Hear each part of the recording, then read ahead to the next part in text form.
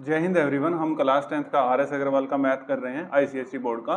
तो उसमें हमने जीपी में 11A एक्सरसाइज और 11B एक्सरसाइज के 10 क्वेश्चंस कंप्लीट कर लिए हैं। आज ये 11B एक्सरसाइज के 2 क्वेश्चन रह गए हैं और ये दोनों के दोनों क्वेश्चन पे इंपॉर्टेंट मार्क कर लेना। इनमें से एक पेपर में जरूर आएगा और ये जो क्वेश्चन नंबर 11 है इसको तो आप 2025 लिख ही लेना। अब ये मैंने थोड़ा करके रख लिया क्योंकि ये दोनों इंपॉर्टेंट क्वेश्चन है। मैं इसमें आपको एक एक चीज़ बारीकी से बता सकूँ, ठीक है, एक एक कंसेप्ट इस क्वेश्चन के अंदर बता सकूँ। देखिए, अब देखना स्टार्ट करिए। देखो, क्वेश्चन नंबर अपने पास 11 ये कहता है, ये बोल रहा है कि find the sum of the following to n terms, है ना, यानी कि सम निकालना है। और आपको क्वेश्चन दे दिया 7 + 77 + 77 + 4 × 7 + n टर्म तक। ये क्वेश्चन है, बस ये कह रहा है आपको सम निकालो, यानी कि इनका SN निकालो। अब मैं आपको एक चीज बताता हूँ कि ये मैं आपको क्वेश्चन करा दूंगा और एक होमवर्क के लिए दूंगा अपनी तरफ से, ठीक है, वो जरूर करके देखना। उसके बाद आप ये आपके पेपर में आएगा तो आप बड़े आराम से कर देंगे। चलो देखो, अब आप कहोगे कि सर सम ही तो निकालना है, इसमें ऐसा क्या इंपॉर्टेंट है, तो सीधा निकाल देते हैं। अगर आप निकालने जाओगे ना, आप कहोगे सर a की वैल्यू 7 और सबसे पहले तो देखो ये जीपी सीरीज ही नहीं है, ये जीपी सीरीज ही नहीं है। आप डिवाइड करोगे तो आपका कॉमन रेशियो इक्वल आएगा ही नहीं, ठीक है, ये तो जीपी सीरीज है ही नहीं जी। अब हम सम कैसे निकालें? ना ये पी सीरीज है ना ये जीपी सीरीज है। अब हमें इसमें क्या करना पड़ेगा माय डियर स्टूडेंट, इसको जीपी सीरीज बनाना पड़ेगा। और ऐसा कोई भी क्वेश्चन आ जाए, एक बार मैंने देखा था 8888, वो आपका होमवर्क है, वो आप घर से करोगे, वो आया हुआ था। तो आपने क्या करना है, कोई भी क्वेश्चन आया हुआ है इस टाइप का, सबसे पहले अगर 7 है तो 7 कॉमन ले लो, 8 है तो 8 कॉमन ले लो। पहला स्टेप समझ गए, ठीक है, आई होप समझ गए होंगे। 7 है तो 7 कॉमन ले लो। 7 जैसे कॉमन लिया, यहाँ 1 रह जाएगा, यहाँ 11, यहाँ 111, यहाँ 4 × 1, और ये एन टर्म तक ऐसे चलता रहेगा। पहला स्टेप आपको समझ आ गया। कोई भी क्वेश्चन हो स्टेप बिल्कुल सेम रहेंगे, बिल्कुल, ठीक है। अब दूसरे में हम क्या करेंगे, पहले में हमने जो भी दे रखा है कॉमन ले लिया, इसमें तो याद करने की कोई दिक्कत ही नहीं। दूसरे में एक चीज ध्यान रखनी है कि 9 से ही मल्टीप्लाई इस पूरी इक्वेशन को और 9 से ही डिवाइड। ये तो मैथ का रूल होता है कि अगर आप मल्टीप्लाई खुद से करने जा रहे हो तो डिवाइड भी करना पड़ेगा, क्योंकि नेट इफेक्ट 0 पड़ना चाहिए, ठीक है। तो अब देखो, अब आपने यहाँ से 9 से मल्टीप्लाई किया और 9 से डिवाइड भी कर दिया। आप जैसे ही 9 से मल्टीप्लाई किया, 9 ये हो जाएगा 9, ये 99, ये 999, ये 4 × 9 अप टू n टर्म तक। अब सभी के माइंड में एक क्वेश्चन अराइज हो गया, सर 9 से क्यों मल्टीप्लाई कर रहे हो? इसका रीजन मैं आपको भी देता हूं थोड़ी देर में, ठीक है। देखो, इसका रीजन मैं आपको दूंगा। सर 9 से ही क्यों मल्टीप्लाई कर रहे हो, और नंबर कहां गए, ठीक है, इसका रीजन मैं भी देता हूं।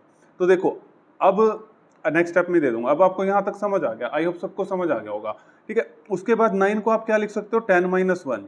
99 को क्या लिख सकते हो, 100 - 1। फिर 999 को 1000 - 1। फिर 4 × 9 को 9 को 10,000 - 1। यहां तक भी कर लेना, कोई दिक्कत नहीं, प्लस एन टर्म तक। देखो, मैंने इसको 9 से इसीलिए मल्टीप्लाई करा क्योंकि अब ये जीपी सीरीज बन जाएगी। देखो, मैं अलग अलग कर लूंगा, ये 10, 100, 1000, 10,000, ये जीपी सीरीज बन जाएगी, इसीलिए 9 से मल्टीप्लाई करा। और कोई नंबर इसकी जीपी सीरीज नहीं बनाएगा, ये इसका रीजन है, ठीक है। अब देखो, अब 7/9 रखा। अब हम इनको अलग अलग कर लेते हैं। यहाँ 2 सीरीज बन रही है माय डियर स्टूडेंट, यहाँ 2 सीरीज बन रही है, 10, 100, 1000, 10,000। इसको मैंने अलग रख लिया, कहाँ तक, एन टर्म तक। फिर ये देखो, -1, -1, -1, -1, फिर मैंने यहाँ माइनस कॉमन ले लिया, तो ये क्या हो जाएगा, +1, +1, +1 अप टू एन टर्म तक।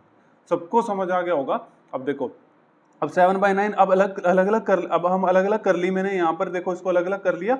अब इसको मैंने एक बार दोबारा से लिख दिया यहाँ पर ऐसे कैसे ही। और इसको देखो, मैंने आपको एक चीज बताई थी, 111 को, वैसे तो 111 को आप 111 एन टाइम है तो n × 1 आ जाता है, लेकिन आपको फॉर्मूला है, आपके पास फॉर्मूला है। देखो, अब इसमें a भी 1 है और r भी 1 है। मैंने बताया था ना, जब r की वैल्यू 1 आ जाए, जब r की वैल्यू 1 आ जाए, तो मैंने SN का फॉर्मूला बताया था, n × a कितना है, 1, ठीक है। याद करो, SN के मैंने 3 फॉर्मूले बताए थे। जब n की वैल्यू 1 आ जाए, तो सॉरी, r की वैल्यू 1 आ जाए, तो फॉर्मूला होता है n × a। देखो, मैं यहाँ पर लिख भी देता हूँ तो किसी स्टूडेंट को कंफ्यूजन ना हो। देखो, जब SN के 3 फॉर्मूले होते थे ना, जब r की वैल्यू 1 आ जाए तो SN का फॉर्मूला होता है n × a, ठीक है। तो वही वाला लगाया। देखो, अब r की वैल्यू 1 आ गई तो SN का फॉर्मूला होता है n × a, क्योंकि a क्या है, 1 है। अब आपको समझ आ गया होगा, ठीक है। ये वाला लगाया क्योंकि ये अभी तक कहीं भी नहीं लगा फॉर्मूला, अब लगा है ये, ठीक है। अब देखो, अब यहां तक आपको समझ आ गया। अब ये तो आपके पास प्यारी जीपी बन गई जी, बिल्कुल आसान, ठीक है। ए की, अब देखो, ए की वैल्यू 10 होगी और r की वैल्यू 100/a2/a1 कितनी 10 आ गई, तो ये कितना आ जाएगा यहाँ पे -n। इस स्टेप को मैं आगे लिख के बताता हूँ, इसको ये लिख रखा मैंने, ठीक है। देखो 7/9 ये दोबारा से रिपीट कर दिया मैंने स्टेप, 10 + 100 + 1000 + n टर्म -n। एक अभी ये तो जीपी सीरीज बन गई। अब आपको समझ आ गया सर 9 से ही क्यों डिवाइड कर रहे थे आप, ठीक है। अब a की वैल्यू कितनी है 10, अब r की वैल्यू कितनी है a2/a1, कैसे निकलती है a2/a1, a2 कितना 100, a1 कितना 10, तो कितना आ गया 10, r की वैल्यू कितनी आ गई 10।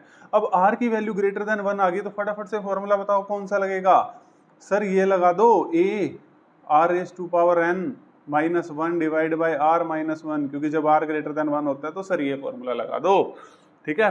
लेस देन 1 का और इक्वल टू 1 का कमेंट बॉक्स में बताना, मैं भी देखो तुम कितना पढ़ रहे हो, ठीक है।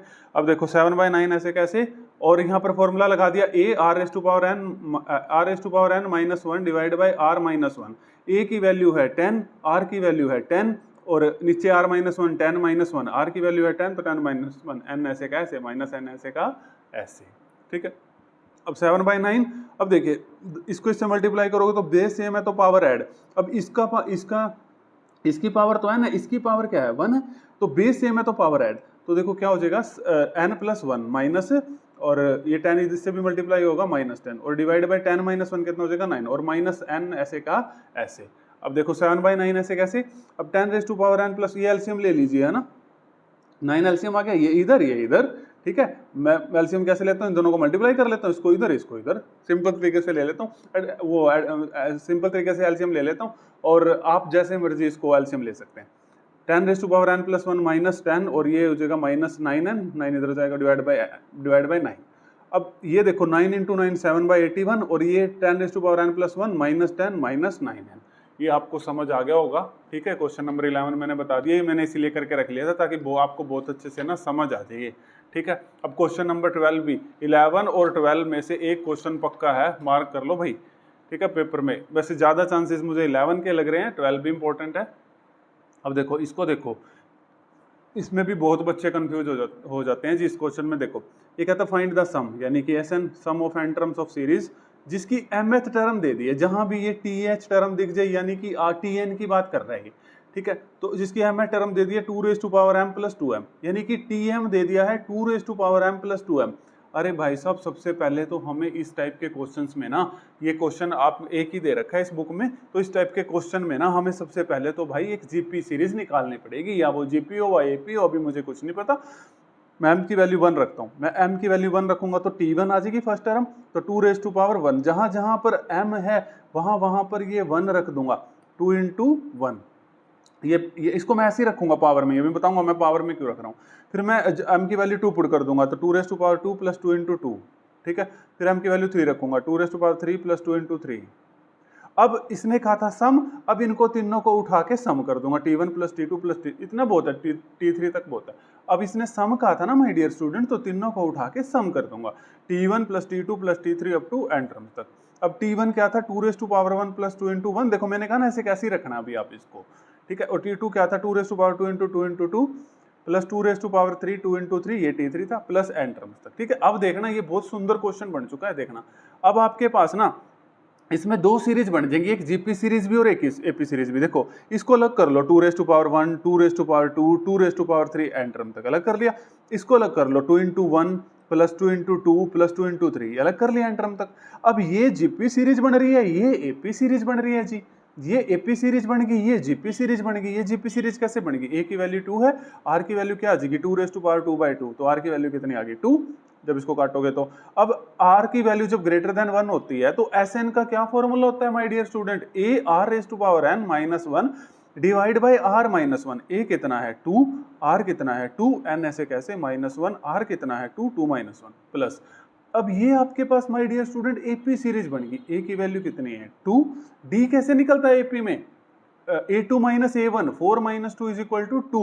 अब मेरे को फॉर्मूला बताओ, एपी में Sn का फॉर्मूला बताओ सबसे पहले। दो होते थे, आप एक ही बता दो, चलो दो होते थे ना, एक n/2 2a plus n minus 1d और एक और होता था n/2 a प्लस l। वो तब यूज करते थे जब हमें l लास्ट टर्म दे रखी होती थी, ठीक है। तो इसमें तो देखो लास्ट टर्म दे नहीं रखी, तो इसमें मैं कौन सा फॉर्मूला यूज कर लूंगा my dear student, n/2 2a plus n minus 1 into d. ये जीपी का ये बस ये सोल्व हो गया, बस 2 माइनस 1 तो 1 हो जाएगा। अब जी इस सीरीज को खोलते हैं जीपी, देखो ये जीपी का हो गया। अब इसको एपी को सोल्व करेंगे, देखो कितना बढ़िया क्वेश्चन है, ठीक है। n/2 फॉर्मूला क्या है, देखो मैं यहाँ लिख देता हूँ आपके लिए, ठीक है। क्या फॉर्मूला होता है, घबराना नहीं है। एपी में n/2 Sn का formula 2a plus n minus 1 into d. ये लो जी मैंने यहाँ लिख दिया और मैं इसी में ऐसे पुट कर रहा हूँ, देखो n/2 फिर 2a, a की वैल्यू कितनी है 2, यहाँ पर 2 पुट कर देता हूँ, 2 इंटू 2 प्लस n माइनस 1 और d की वैल्यू कितनी है 2। अब यही वाली लाइन में आगे लिख देता हूँ, ठीक है। ये देखो, अब देखो ये 2 माइनस 1 तो 1 हो जाएगा, तो ये यहाँ तक ये तो ऐसे कैसा आ गया 2 into 2 raise to power n minus 1। अब n/2 2 इंटू 2 कितना हो गया 4, अब ये मल्टीप्लाई होगा 2n माइनस 2। अब देखो इसको तो सोल्व नहीं करूंगा, ये तो सीधा ऐसे कैसे आंसर है, ठीक है। ऐसे कैसे लिख रहा हूँ इसको तो, और बार बार बोलूंगा भी नहीं, इसको तो ऐसे कैसे लिख दिया। और प्लस n/2 4 माइनस 2 कितना आ गया 2 प्लस 2n ऐसे कैसे। अब 2 कॉमन ले लो, देखो जैसे ही 2 कॉमन लोगे यहाँ पर 1 रह जाएगा, ये 2 कॉमन है 1 प्लस n रह जाएगा, और 2 से 2 कट जाएगा, यहाँ सिर्फ n रह जाएगा, और यहाँ पर n प्लस 1 ऐसे कैसे रह जाएगा। और ये तो मैं शुरू से ऐसे कैसे लिखता आ रहा हूँ 2 into 2 raise to power n minus 1 plus n into n plus 1, ठीक है। देखो जी एक बार इस क्वेश्चन को देख लो, मैंने समझा दिया आपको। देखो यहाँ से शुरू है, ठीक है। एक मिनट रुको, यहाँ से शुरू है, ठीक है, इसको देख लो, ठीक है। और उसके बाद ये ऐसे है, ठीक है। अब मैंने आपको जीपी मतलब 4 चैप्टर करा दिए हैं, एपी भी, जीपी भी, लीनियर इक्वेशन भी और मैट्रिसेस भी, और मैंने स्टैट स्टार्ट कर रखा है, आप देख सकते हैं। तो अगर आपको कोई भी डाउट आ रहा हो तो जरूर बता देना, ठीक है। मैंने अपना 100% दिया है। और अगर आपको वीडियो पसंद आ रही है तो लाइक शेयर सब्सक्राइब जरूर कर देना, ठीक है। अपने दोस्तों के साथ शेयर जरूर करिए, इससे मुझे मोटिवेशन मिलेगी। मैं आपका सिलेबस जल्दी से जल्दी, मार्च से पहले, फरवरी में आपके पेपर हो जाते हैं, जनवरी तक खत्म करने की कोशिश करूंगा, ठीक है। Thank you everyone.